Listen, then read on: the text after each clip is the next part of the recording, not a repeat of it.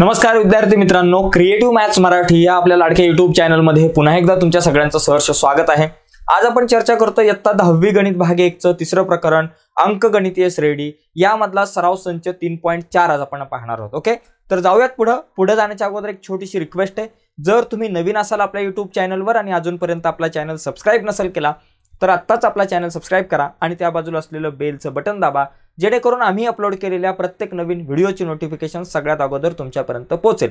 आणि मित्रांनो, या अगोदरच्या प्रकरणांच्या व्हिडिओ जर तुम्ही नसेल बघितला तर या व्हिडिओच्या खाली डिस्क्रिप्शन मध्ये या अगोदरच्या प्रकरणाच्या व्हिडिओची लिंक तुमच्यासोबत मी शेअर करतो। ओके, आणि महत्त्वाची गोष्ट, आपला एक ॲप आहे क्रिएटिव्ह मॅथ्स मराठी, तुम्ही प्ले स्टोअरला जाऊन तो ॲप डाउनलोड करू शकता। त्यावरती तुमच्यासाठी आपण 499 रुपयामध्ये स्पेशल गणिताचा कोर्स बनवलेला आहे, तो परचेस करा। त्या गणिताच्या कोर्समध्ये आतापर्यंत बोर्डाच्या परीक्षेला आलेल्या सर्व गणितांवरती चर्चा केलेली आहे। ठीक आहे, तर जाऊयात पुढे। बघा, या ठिकाणी आपण पहिला जो प्रश्न आहे तो आपण या ठिकाणी बघून घेऊयात। इथं आपल्याला काय करायचं आहे, इथं जर आपण विचार केला या प्रकरणामध्ये हा जो सराव संच आहे, या सराव संचामध्ये आपल्याला काय करायचं आहे, तर या सराव संचांमध्ये आपल्याला शाब्दिक गणित सोडवायचे आहेत। त्यासाठी दोन सूत्र खूप महत्त्वाची आहेत, एक TN चं सूत्र आणि SN चं सूत्र। दोन फॉर्म्युले आपल्याकडे या प्रकरणातले खूप महत्त्वाचे आहे। TN बरोबर A अधिक N-1 इंटू D। बघा, तेंडुलकरने पहिली सेंचुरी मारली, म्हणजे A म्हणजे पहिली सेंचुरी मारली तेव्हा एक जण टीम मध्ये नव्हता, N-1 D म्हणजे काय, दोन्ही टीम मध्ये नव्हता, हे पहिलं सूत्र। दुसरं SN बरोबर N/2 कंसात 2A अधिक N-1 गुणिले D, हे दुसरं सूत्र। ही दोन सूत्र या प्रकरणातली खूप महत्त्वाची आहेत। या दोन सूत्रांचा वापर आपल्याला ही सगळी शाब्दिक गणित सोडवताना करायचा आहे। ठीक आहे, आता बघा या ठिकाणी आपण हे पहिलं गणित बघूयात। सानिकाने 1 जानेवारी 2016ला ठरवलं की त्या दिवशी 10 रुपये, दुसऱ्या दिवशी 11 रुपये, तिसऱ्या दिवशी 12 रुपये अशा प्रकारे बचत करत राहायचं। 31 डिसेंबर 2016 पर्यंत तिची एकूण बचत किती झाली? बघा मित्रांनो, या ठिकाणी पहिल्या दिवशी ती किती 10 रुपये गुंतवते, दुसऱ्या दिवशी किती 11 रुपये, तिसऱ्या दिवशी किती 12 रुपये गुंतवते, अशी तिची गुंतवणूक आहे।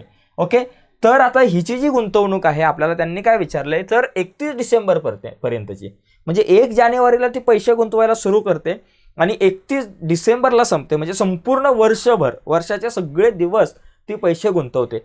अशा प्रकारे पहिल्या दिवशी 10 रुपये, दुसऱ्या दिवशी 11 रुपये, तिसऱ्या दिवशी 12, 13, 14, 15 असं करत करत 1-1 रुपया वाढत जाणार आहे। ओके, तर आपल्याला काय सांगितलंय की 31 डिसेंबर पर्यंत एकूण बचत, एकूण म्हणजे सगळी बेरीज करायची, पहिल्या दिवसातली रक्कम अधिक दुसऱ्या दिवसातली रक्कम अधिक तिसऱ्या दिवसातली रक्कम अधिक चौथ्या दिवसातली रक्कम, आणि असं अधिक करत वर्षाच्या सगळ्या 365 किंवा 366 दिवस असतील तर 366 दिवसांची बेरीज। आता हे जे वर्ष आहे हे लीप वर्ष आहे का लीप नसलेलं वर्ष आहे? बघा, जे वर्ष लीप वर्ष असतं, ज्या वर्षामध्ये 29 दिवस असतात फेब्रुवारीचे, त्या वर्षात 366 दिवस असतात एकूण, आणि लीप नसलेल्या वर्षामध्ये 365। तर इथं कन्फ्युजन होते, आपण 365 उत्तर घेतलं तर इथं चुकू शकतं, कारण 2016 म्हणजे हे लीप वर्ष आहे। कसं ओळखायचं? ज्या वर्षाला 4 ने भाग जातो, म्हणजे 2016ला 4 ने भाग जाईल, हे लीप वर्ष। 2016 नंतर 2020 लीप वर्ष आहे, 2024 लीप वर्ष आहे, 2028 लीप वर्ष आहे, 2032 लीप वर्ष आहे, म्हणजे ज्या वर्षाला 2 ने भाग जातो त्याला आपण काय म्हणतो, लीप वर्ष म्हणतो। हे तुमच्या लक्षात आलं असेल। आता इथं 2016 आहे म्हणजे हे लीप वर्ष आहे, म्हणजे इथं 4 ने भाग जातो म्हणजे हे लीप वर्ष आहे, म्हणजे इथं 366 दिवस आहे, म्हणजे 366 दिवसांमध्ये एकूण किती पैसे होतील, एकूण बचत काढा। ज्यावेळेस एकूण शब्द येतो, एकूण शब्द येतो, बेरीज शब्द येतो, एकूण म्हणजे सगळ्यांची बेरीज असा शब्द आला की SN चं सूत्र वापरायचं। मग इथं मला किती काढायचं, S 366 काढायचंय।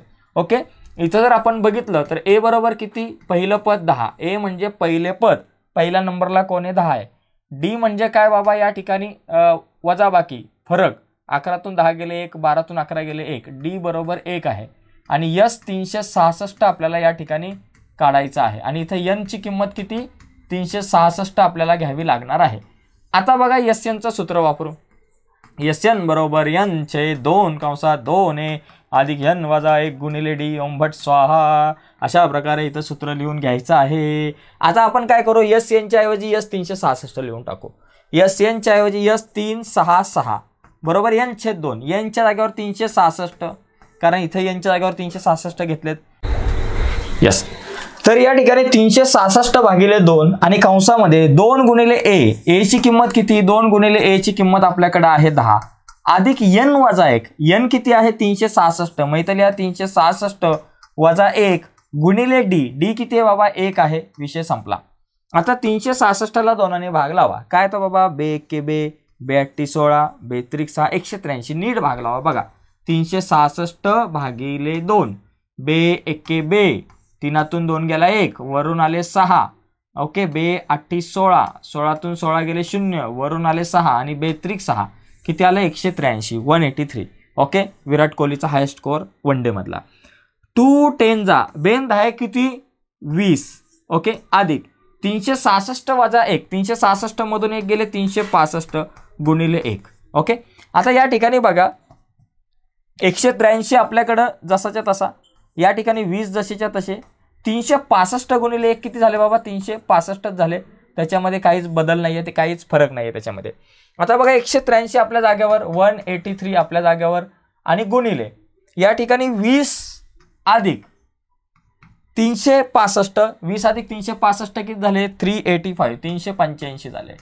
ओके, मग आता 183 गुणिले 385 हा जो गुणाकार करून जे उत्तर येईल ते आपलं बघा 385 गुणिले 183. ठीक आहे, 385 गुणिले 183 बघा काय ते 3 5 15 5 हातच्याला आले 1, 3 8 24 आणि 1 25 5 हातच्याला आले 2, 3 3 9 10 11 शून्य घेतले, 8 5 40 शून्य हातच्याला आले 4, 8 8 64 आणि 4 68 8 हातच्याला आले 6, 8 3 24, 24 आणि 6 किती झाले 30, एक शून्य घेतला, दुसरा शून्य घेतला, 5 8 3 आलं. आता किती आलं इथं 5, इथं 5, 8 5 13, 14 4 हातच्याला आला 1, 8 9 10 शून्य हातच्याला आला 1, 70,455 किती आले 70,455. तिची एकूण गुंतवणूक किती 70,455 रुपये मात्र. तर ही तिची गुंतवणूक असणार आहे 70,455. हिचं कॅल्क्युलेशन करत असताना गुणाकार जो आहे ना तो आपल्यासाठी खूप महत्त्वाचा आहे. तर गुणाकार चुकवू नका, कॅल्क्युलेशन जे आहे ते परफेक्ट लिहा, बरोबर उत्तर आहे. ठीक आहे, आता पुढे जाऊयात. पुढचा एक्झाम्पल या ठिकाणी आपण बघूयात. यस, हां, तर पुढचा जो प्रश्न आपल्याकडे या ठिकाणी आहे दुसरा. एका गृहस्थाने, एक गृहस्थमध्ये एक व्यक्ती आहे, 8,000 रुपये कर्जावर घेतले. त्याने कर्ज घेतलं बाबा 8,000 रुपये, म्हणजे त्याची ती मुद्दल झाली. काय झाली बाबा मुद्दल, त्याला इंग्लिशमध्ये प्रिन्सिपल म्हणतो म्हणून पी, बरोबर किती 8,000 रुपये 8,000. चला, आणि त्यावर 1,360 रुपये व्याज द्यायचं कबूल केलं. व्याजला आपण इंग्लिशमध्ये इंटरेस्ट म्हणतो म्हणून इथं आहे, बरोबर किती बाबा 1,360. चला, रुपये 1,360 आपण असली, रुपये 1,360 हे त्याचं व्याज कबूल केलंय बाबा, हे देणार आहे. प्रत्येक हप्ता आधीच्या हप्त्यापेक्षा 40 रुपयाने कमी आहे. प्रत्येक हप्ता 40 रुपयाने कमी आहे, म्हणजे कमी कमी होत जाते. समजा आता 1,000 असेल ना तर 1,000 असेल तर 960, 920, त्याच्यानंतरचा बाबा 880 असेल, म्हणजे 40 रुपये प्रत्येक हप्ता कमी होणार आहे, बरं का.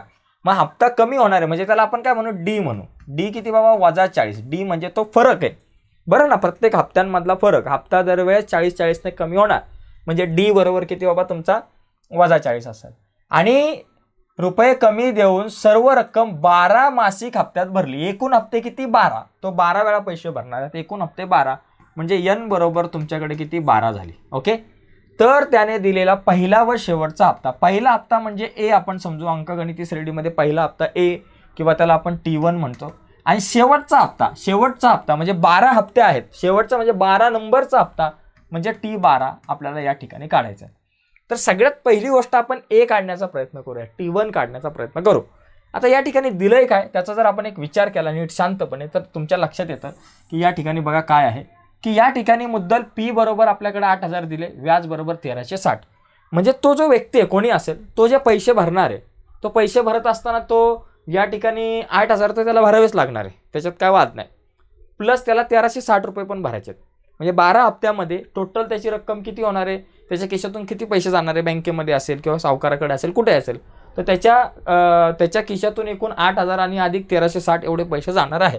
मग त्याची जी रास आहे त्याला आपण काय म्हणतो, रास म्हणतो, त्याला आपण ए म्हणू. एकूण अमाऊंट जी आहे ती किती झाली 8,000 अधिक 1,360 बरोबर किती झाली 8,000 अधिक 1,360 बरोबर 9,360.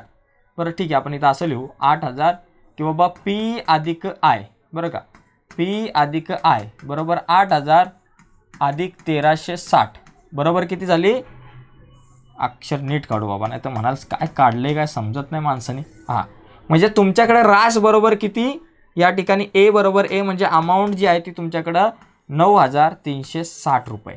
आता हे 9,360 तो किती हप्त्यात भरणार आहे? 12 हप्त्यामध्ये.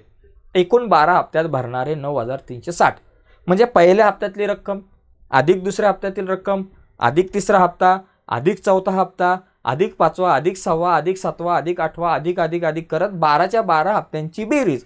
मग ज्यावेळेस बेरीज हा शब्द येतो त्यावेळेस सूत्र कुठलं वापरतो आपण? यस यांचं. म्हणजे या ठिकाणी यस 12चा विषय यस 12 बरोबर 9,360 आहे तुमच्याकडे. किती? यस 12 बरोबर 9,360 तुमच्याकडे असणार आहे. आता आपला पहिला टार्गेट ए ची किंमत काढा. म्हणजे ए ची किंमत काढण्यासाठी तुम्ही यस 12चा वापर करू शकता. यस 12चा वापर करायचा म्हणजे काय? यस यांचं सूत्र वापरू शकता. मग इथं आपण यस यांचं सूत्र वापरू. बरोबर n/2 कंसात 2a अधिक n वजा 1 गुणिले d कंस पूर्ण. झालं. आता हे सूत्र आपण या ठिकाणी वापरलं, याच्यात किमती टाकू. यस यांच्या ऐवजी आपण लिहू यस 12 बरोबर n/2च्या ऐवजी 12/2 या ठिकाणी आपण लिहिलेलं आहे. n/2च्या ऐवजी 12/2. 2a ची किंमत माहिती नाही कंसात n वजा 1 n किती? 12 वजा 1 आणि गुणिले d ची किंमत किती? वजा 40 आहे. प्रत्येक हप्ता 40 ने कमी होतो म्हणजे वजा 40 आहे. आता यस 12 किती? 9,360. मग यस 12च्या ऐवजी 9,360 लिहिलं. बेसक 12 6 कंसामध्ये 2a आपल्या जाग्यावर 12तून 1 गेला 11 गुणिले वजा 40 झालं. 6 गुणिले इकडे आले भागिले 9,360 भागिले 6. 2a आपल्या जागेवर 11 चौक 44 आणि हे वजा आहे म्हणून वजा 44 त्याच्या पुढे एक 0. 6 ने 9,360 ला भाग लावा. 9,360 ला भाग लावायचा आहे 6 ने. 6 1 6 9तून 6 गेले 3 वरून आले 0. 6 पंचे 30 वरून आले 6. आता या ठिकाणी 3 आणि वरून आले 3 वरून 3 वरून आले 3 आणि 6 पंचे 30 लिहिले. ओके. वरून 3 आले आणि 3च्या पुढे या ठिकाणी आपल्याकडे काय करता येईल? हे 6 घेता येतील. परत एकदा व्यवस्थित करूयात भागाकार. गडबड नाही म्हणतात. 6 1 6 बरं का. 9तून 6 गेले 3. 9,360 आहे. 9तून 6 गेले 3 बरं का. 6 1 6 घेतलं. 9तून 6 गेले 3 वरून आले 3. आता 6 पंचे 30 33 मधून 30 गेले 3 आले वरून आले 6. 6 6 36 बरोबर. 36 मधून 36 गेले 0 आणि वरचे 0. 6 0 0 किती? 1560. म्हणजे या ठिकाणी आपल्याकडे किती उत्तर येईल? 1560. 1560. आता हे वजा 440 वजा इकडे आले अधिक 440 बरोबर 2a. मग 2a बरोबर 1560 अधिक 440 वजा आहे तिकडे आले अधिक 1560 अधिक 440 किती झाले? 2000 झाले पूर्णपणे बरोबर. 0 0 6 4 10 0 4 आले 1 4 आणि 1 5 म्हणजे 2000 आले. ए आपल्या जाग्यावर 2000 आपल्या जाग्यावर 2 गुणिले इकडे आले भागिले. मग ए बरोबर किती? बे 1 बे 1000. ए बरोबर 1000 म्हणजे तुमचा पहिला जो हप्ता आहे तो तुमच्याकडे किती आला? 1000 या ठिकाणी पहिला हप्ता आला. आता आपल्याला काय करायचं? शेवटचा हप्ता. पहिला हप्ता 1000. शेवटचा हप्ता म्हणजे काय करायचं तुम्हाला? 12वा हप्ता. एकूण 12 हप्ते. शेवटचा हप्ता म्हणजे T12 बरोबर. शेवटचा हप्ता. मग तुम्ही TN चं सूत्र लिहा. ए अधिक n वजा 1 गुणिले d. TN च्या ऐवजी T12 लिहा. ए ची किंमत किती आली? 1000 आले. 1000 अधिक n किती बाबा? 12 वजा 1 गुणिले d किती बाबा तुमच्याकडं? d ची किंमत इथं वजा 40 आहे. मग या ठिकाणी इथं लिहा वजा 40 लिहिले. ओके. मग आता बरोबर T12 बरोबर किती? 1000 आपल्या जाग्यावर 12तून 1 गेला 11 गुणिले हे वजा 40 बरोबर. 1000 आपल्या जाग्यावर 11 गुणिले 40 440 आले वजाचं चिन्ह. आता 1000 मधून 440 गेले किती राहिले? 560. T12 बरोबर 560. अशा प्रकारे T12 560 येईल. म्हणजे शेवटचा हप्ता 560. पहिला हप्ता 1000 असणार आहे आणि शेवटचा हप्ता 560 असणार आहे. तर अशा प्रकारे आपल्याला या गणिताकडे वळता येईल. आता आपण तिसरं गणित बघूयात. तत्पूर्वी याचा स्क्रीनशॉट वगैरे घ्यायचा असेल तर तुम्ही घेऊ शकता. ठीक आहे. जाऊयात पुढच्या एक्झाम्पलकडे. बघा प्रत्येक गणित आपल्यासाठी खूप महत्त्वाचं आहे. सगळी गणितं आपण घेण्याचा शक्यतो प्रयत्न करूयात. बघूयात. बघा या ठिकाणी सचिनचा विषय आता येतं. सचिन भाऊ. सचिनने राष्ट्रीय बचत प्रमाणपत्रामध्ये 5,000 रुपये पहिल्या वर्षी किती गुंतवलेत? 5,000. दुसऱ्या वर्षी 7,000. तिसऱ्या वर्षी 9,000 याप्रमाणे गुंतवली. तर 12 वर्षातील एकूण गुंतवणूक किती? भावानी पहिल्या वर्षात 5,000 गुंतवलेत बरोबर. बरं का. 5,000 गुंतवलेत. दुसऱ्या वर्षात त्यांनी 7,000 गुंतवलेत. तिसऱ्या वर्षात त्यांनी 9,000 गुंतवलेत. अशा प्रकारे तो गुंतवतोय. तर 12 वर्षातली एकूण गुंतवणूक. परत इथे एकूण शब्द आला. एकूण गुंतवणूक म्हणजे टोटल करायचं. टोटल आली बेरीज आली म्हणजे एस यांचं सूत्र. 12 वर्षातील म्हणजे पहिल्या वर्षातली रक्कम 5,000 अधिक दुसऱ्या वर्षातील रक्कम 7,000 अधिक तिसऱ्या वर्षातली 9,000 अधिक चौथ्या वर्षातली रक्कम अधिक 5व्या वर्षातली रक्कम अशा 12 वर्षातल्या रकमांची बेरीज करायची. म्हणजे काय करायचं, यस 12 या ठिकाणी तुम्हाला काढायचं आहे. एन बरोबर इथं किती असणार आहे, 12 असणार आहे. बरोबर. आता मला सांगा इथं ए बरोबर किती, 5,000 पहिले पद. बरोबर. डी बरोबर किती, साधारण फरक 7,000 मधून 5,000 गेले 2,000. ठीक आहे. त्याच्यानंतर आपल्याला यस 12 काढायचं आहे. मग सूत्र कुठलं, यस एनचं. एन छेद 2 कंसात 2a अधिक एन वजा 1 गुणिले डी कंस पूर्ण. झालं. यस एनच्या ऐवजी यस किती लिहायचं, 12, कारण तुम्हाला 12 वर्षातली गुंतवणूक काढायची म्हणून 12. एनच्या ऐवजी 12 भागिले 2 कंसात 2a आपल्या जागेवर अधिक 2 गुणिले ए ची किंमत किती बाबा, आपल्याकडे 5,000 आहे.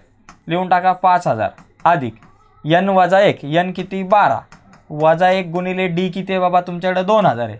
लिहून टाका. ओके. कंस पूर्ण. बेस सक 12 6 कंसात 5 दुने 10 इथं आले 10,000 अधिक 12 तून 1 गेला 11 गुणिले हे 2,000. ठीक आहे. आता या ठिकाणी बघा 6 आणि कंसात 10,000 आपल्या जागेवर अधिक 11 गुणिले 2,000 11 दुने 22 22,000 रुपये या ठिकाणी झाले. आता या ठिकाणी यस 12 बरोबर 6 गुणिले हे 10,000 अधिक 22,000 किती झाले, 32,000. 32,000. आता 32 गुणिले 6 6 दुने 12चे 2 हातच्याला 1 साहित्रिक 18 आणि 1 19 1,92,000. बरोबर. मग इथं उत्तर लिहायचं की बाबा त्याची म्हणजे सचिनची 12 वर्षातली एकूण गुंतवणूक 1,92,000 असेल. एकदम सिंपल भाषेमध्ये आपल्याला उत्तर लिहिता येईल. सोपा प्रश्न आहे. आणखी 3 प्रश्न आहेत, पण ते 3 प्रश्न बघण्याच्या अगोदर एक रिक्वेस्ट आहे. बरीच मुलं या ठिकाणी व्हिडिओ बघतात पण लाईक खूप कमी आहे. तर मित्रांनो प्लीज या व्हिडिओला लाईक करा. आणि जर नवीन असाल आपल्या यूट्यूब चॅनलवर तुम्ही आणि अजूनपर्यंत चॅनल सबस्क्राईब नसेल केला तर आत्ताच आपला चॅनल सबस्क्राईब करा आणि त्या बाजूला एक बेलचं बटन आहे ते सुद्धा दाबा, जेणेकरून मी अपलोड केलेल्या प्रत्येक नवीन व्हिडिओची नोटिफिकेशन तुमच्यापर्यंत पोहोचेल. बघा या ठिकाणी आपण बघितलं एका नाट्यगृहात बघा प्रश्न काय की एका नाट्यगृहात खुर्च्यांच्या 27 रांगा आहेत. किती रांगा आहेत बाबा, 27 रांगा आहेत. पहिल्या रांगेत किती खुर्च्या आहेत, 20 खुर्च्या. दुसऱ्या रांगेत 22 खुर्च्या आहेत. तिसऱ्या रांगेत 24 खुर्च्या आहेत. अशा प्रकारे खुर्च्या आहेत. 2-2 खुर्च्या वाढत चाललेल्या आहेत. याप्रमाणे सर्व खर्चांची झाले, खुर्च्या पकडायचं, खुर्च्यांची मांडणी आहे या प्रकारे. पहिल्या रांगेत 20, दुसरीत 22, तिसरीत 24 अशा प्रकारे आहेत. तर 15व्या रांगेत एकूण किती खुर्च्या असतील, किती 15 नंबरची जी रांग आहे तिच्यात किती खुर्च्या असतील आणि नाट्यगृहात एकूण किती खुर्च्या असतील. ओके. 2 प्रश्न आहे. 15 नंबरची जी रांग आहे तिच्यात किती खुर्च्या असतील. 15 नंबरची रांग आपल्याला पहिली दुसरी तिसरीचा काय संबंध नाही. 15 नंबरची रांग म्हणजे T15 आपल्याला काढायचं आहे. 15व्या रांगेत किती खुर्च्या आहेत हे काढण्यासाठी T15 आणि एकूण किती खुर्च्या आहेत, किती एकूण टोटल किती खुर्च्या आहेत हे काढायचं म्हणजे एकूण 27 रांगा आहेत. म्हणजे पहिल्या रांगेतल्या खुर्च्या अधिक दुसऱ्या रांगेतल्या खुर्च्या अधिक तिसऱ्या अधिक चौथ्या 27 रांगांमधल्या खुर्च्यांची बेरीज म्हणजे यस 27 काढायचे. 2 गोष्टी T15 आणि यस 27. मग आपल्याला या दोन्ही किमती काढण्यासाठी ए ची किंमत माहिती पाहिजे आणि डी ची. आता इथं ए बरोबर किती, पहिल्या नंबरला आहे 20 आणि डी म्हणजे साधारण फरक 22तून 20 गेले 2. बरोबर. पहिलं T15 काढू त्यासाठी TNचं सूत्र ए अधिक एन वजा 1 गुणिले डी. हे TNचं सूत्र आपण या ठिकाणी लिहू. टी किती काढायचं 15, एनच्या जागेवर 15. ए ची किंमत किती बाबा 20 अधिक एन वजा 1, एन किती 15 वजा 1 गुणिले डी किती आहे बाबा 2 आहे. 20 आपल्या जागेवर 15तून 1 गेले 14 आणि गुणिले बाबा आपला 2. कॅल्क्युलेशनचा भाग आहे आता. 20 आपल्या जागेवर 14 दुने 28. 20 आणि 28 किती बाबा 48. मग आपलं पहिलं उत्तर काय, 15 नंबरची जी रांग आहे त्या 15 नंबरच्या रांगेमध्ये 48 खुर्च्या असतील. आता एकूण खुर्च्या किती, आता एकूण खुर्च्या काढण्यासाठी बाबा एकूण 27 रांगा आहे म्हणजे यस 27 काढायचं आहे. त्यासाठी यस एनचं सूत्र n/2 कंसात 2a अधिक एन वजा 1 गुणिले डी हे सूत्र लिहिलं. आता यस किती 27, एकूण रांगा 27 आहेत म्हणून यस 27. एनच्या जागेवर 27 भागिले 2 कंसामध्ये 2a 2 गुणिले ए ची किंमत किती बाबा 20 आहे अधिक एन वजा 1, एन किती 27 वजा 1 गुणिले डी ची किंमत किती बाबा 2 आहे. डी बरोबर 2 आहे. आता 27ला 2 जसा भाग लावू शकतो आपण, काय बाबा पॉईंटमध्ये उत्तर येईल 13.5 वगैरे, पण तसं काय घोळ करत बसायचं नाही, नंतर लावू आपण भाग. 27 भागिले 2 कंसात 20 दुने 40 अधिक 27 एक गेला 26 आणि गुणिले 2. ठीक आहे, 27 भागिले 2 आपल्या जाग्यावरती, 40 आपल्या जाग्यावर, 26 दुने किती 52 आपल्याकडे आले. ओके, आता 27 भागिले 2 आपल्या जाग्यावर, 40 अधिक 52 92 झाले. 27 आपल्या जाग्यावर गुणिले 92ला 2ने भाग लावला तर किती आलं 46 आलं.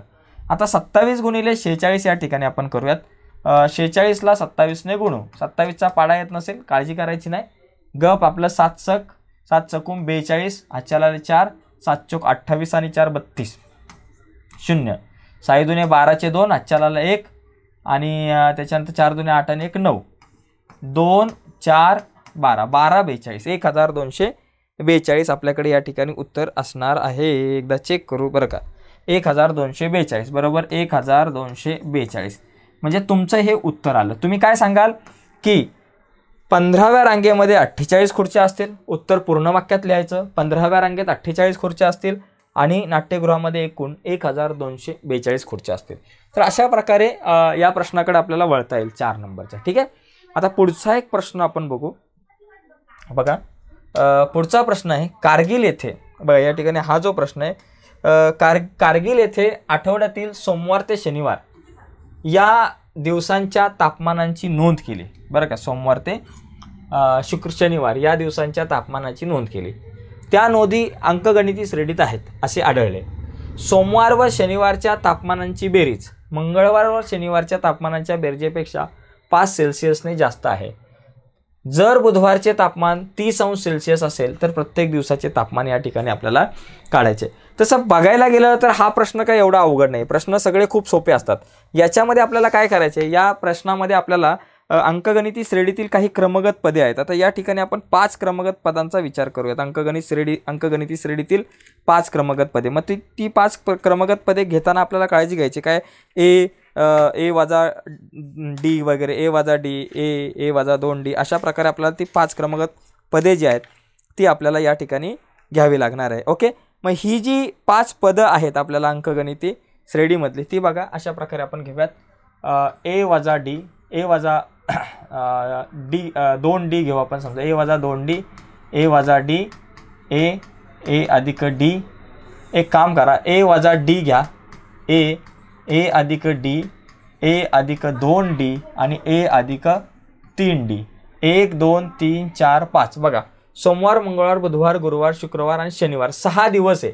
मग आपलं हेच बरं होतं, 6 दिवस आहे म्हणून ए वजा 2D, ए वजा डी, ए अधिक डी, ए अधिक 2D, ए अधिक 3D. अशी ही किती 1 2 3 4 5 6 क्रमगत पदे. सोमवारचं तापमान ए वजा डी, मंगळवारचं ए वजा 2D, मंगळवारचं तापमान ए वजा डी, बुधवारचं तापमान ए, गुरुवारचं ए अधिक डी, शुक्रवार ए अधिक 2D आणि शनिवारचं ए अधिक 3D. आता इथं मी शॉर्टकटमध्ये लिहितो. आपल्याकडे कसं जागा जरा कमी आहे त्याच्यामुळे मी इथं शॉर्टकटमध्ये लिहितो. बाबा हे सोमवारचं तापमान लक्षात घ्या, हे मंगळवारचं तापमान, हे बुधवारचं तापमान, हे गुरुवारचं तापमान, हे शुक्रवारचं तापमान आणि हे आपलं शनिवारचं तापमान. ठीक आहे, ही तापमानं जर आपल्याला नीट लक्षात ठेवता येतील आली पाहिजेत. आता या ठिकाणी पहिली अट, 2 अटी या ठिकाणी दिल्यात. त्यातली पहिली जी अट आहे ती समजून घ्या बाबा काय आहे पहिली अट. बघा, पहिली अट या ठिकाणी काय दिले की त्या नोंदी अंकगणिती श्रेणी आहेत. सोमवार व शनिवारच्या तापमानांची बेरीज मंगळवार व शनिवारच्या तापमानांच्या बेरजेपेक्षा 5ने मोठी आहे. आता इथं प्रश्न बघा, मी जरा चेक करतो बरं. सोमवार व शनिवारच्या तापमानांची बेरीज मंगळवार व शनिवारच्या तापमानाच्या बेरजेपेक्षा 5 सेमीने जास्त आहे. चला, सोमवार व शनिवारचं तापमान, सोमवारचं तापमान ए वजा 2D अधिक शनिवारचं तापमान ए अधिक 3D, ए अधिक 3D. ही जी दोघांची बेरीज आहे, सोमवार व शनिवारच्या तापमानांची बेरीज, ही मंगळवार आणि शनिवारच्या बेरजेच्या 5 अंशने जास्त आहे. मंगळवार आणि शनिवारची बेरीज, मंगळवार काय ए वजा डी आणि अधिक शनिवार काय ए अधिक 3D, याच्यापेक्षा कितीने जास्त आहे 5 अंशने जास्त आहे. झालं 5 अंश सेल्सिअसने जास्त आहे. आता बघा, ए आणि ए 2A झालं इथं. 3D वजा 2D, 3तून 2 गेला 1D राहिला. इथं ए आणि ए 2A राहिले. 3D मधून 1D गेला, या ठिकाणी 2D राहिले आणि अधिक 5 समजा आपण, अधिक 5 पकडा. आता काय करू, सगळ्यांना आता या ठिकाणी बघा 2A कॅन्सल होतील, 2A कॅन्सल होतील आता हा डी या ठिकाणी आपल्याकडे जसाच्या तसा जो आहे त्याला आपण ठेवू. हा 2D अधिक इकडाला वजा 2D झाला. किंवा एक काम करा, हे 2A घालवा आणि इथं लिहा D बरोबर 2D अधिक 5. आता D आपल्या जागेवर 2D अधिक इकडाला वजा 2D बरोबर 5. A वजा 2D काय झाला, वजा D बरोबर 5. आता दोन्हीकडची चिन्ह बदलली म्हणून तुमच्याकडे D बरोबर काय आला, वजा 5 आला. D बरोबर वजा 5 अंश सेल्सिअस. सध्या वजा 5च घेऊ आपण. D ची किंमत किती, वजा 5 आहे. ठीक आहे. आता A ची किंमत काढू. A ची किंमत आली की बाकी सगळी तापमानं काढता येतील. आता दुसरी अट, A ची किंमत काढण्यासाठी आपल्याकडे दुसरी जी अट आहे त्या दुसऱ्या अटीचा आपण विचार करू. दुसरी अट इथून सुरुवात करू आपण. दुसरी अट काय आहे बाबा, जास्त आहे. बुधवारचे तापमान 30 अंश सेल्सिअस आहे. बुधवारचे तापमान म्हणजे A. बुधवारचे तापमान म्हणजे A. बघा बुधवारचे तापमान या ठिकाणी इथं दिले, इथं लिहू चला. बुधवारचे तापमान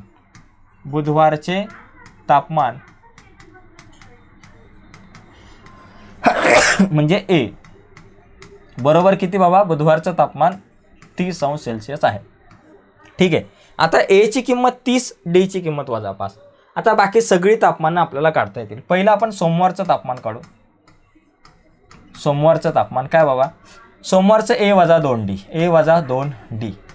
A किती, 30 वजा 2 गुणिले D किती बाबा, वजा 5. मग 30 वजा वजा अधिक 5 दुने 10. 30 अधिक 10 किती बाबा, 40. ओके. याला जरा छोटं अक्षर आपण या ठिकाणी काढू. फक्त सोमवारच्या ऐवजी मी फक्त सो लिहितो, तुम्ही समजून घ्या. सोमवारचं तापमान A वजा 2D. A ची किंमत 30 वजा 2 गुणिले D ची किंमत वजा 5 आहे. मग या ठिकाणी 30 वजा वजा अधिक 5 अधिक 10. 5 दुने 10 आले बरं का, 2 पंचे 10. 30 अधिक 10 किती, 40 अंश सेल्सिअस. हे तुमचं झालं सोमवारचं तापमान. या ठिकाणी आपल्याकडं 40 अंश सेल्सिअस आपल्याकडं सोमवारचं तापमान जे आहे ते येऊ शकतं. ओके. सोमवारचं तापमान 40 अंश सेल्सिअस का वजा 40 अंश सेल्सिअस यायला पाहिजे. बुधवारचं तापमान एकदा आपण चेक करू. बुधवारचं तापमान 30 आहे का वजा 30 आहे. बुधवारचं तापमान वजा 30 आहे. 30 नाही आहे, वजा 30 आहे बरं का. इथं मी चुकून 30 लिहिलं, इथं वजा 30 आहे, प्रिंटिंग मिस्टेक आहे. मग इथं वजा 30 असेल. समजा मग हे जर वजा 30 असेल मग आपल्याकडे काय येणार, वजा 30 आणि अधिक 10. वजा 30 अधिक 10 किती, वजा 20 अंश सेल्सिअस झालं. वजा 20 अंश सेल्सिअस सोमवारचं तापमान. मंगळवारचं तापमान काय असणार आहे, A वजा D. A किती, वजा 30 आणि वजा D किती, वजा D ची किंमत आहे वजा 5. वजा 5 वजा 30 वजा वजा अधिक 5. वजा अधिक वजा बाकी 30तून 5 गेले 25 आणि इथं वजा आहे म्हणून वजा 25 अंश सेल्सिअस झालं. हे झालं मंगळवारचं. बाकी बुधवारचं तापमान आपल्याला माहिती आहे. बुधवारचं तापमान म्हणजे A आणि A ची किंमत किती, वजा 30 अंश सेल्सिअस. बाकी गुरुवार. आता गुरुवारचं तापमान आपल्याकडे काय आहे, A अधिक D. A किती बाबा आपल्याकडे दिलेला आहे, A आहे वजा 30 आणि अधिक D ची किंमत किती, वजा 5. मग वजा 30 वजा 5 वजा वजा अधिक, चिन्ह कसे समान म्हणजे बेरीज.